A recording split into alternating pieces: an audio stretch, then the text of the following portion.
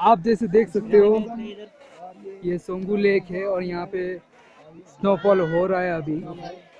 हम काफी इंजॉय कर रहे हैं इस मोमेंट को। देख सकते हैं चारों ओर बर्फ से भरा हुआ है।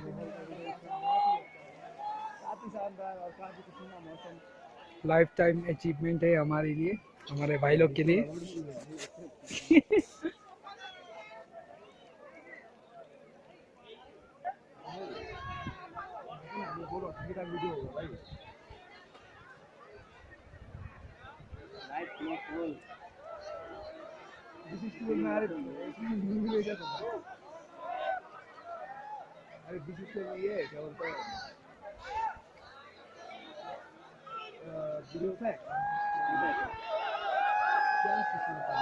बहुत किस्मत अच्छा है यार।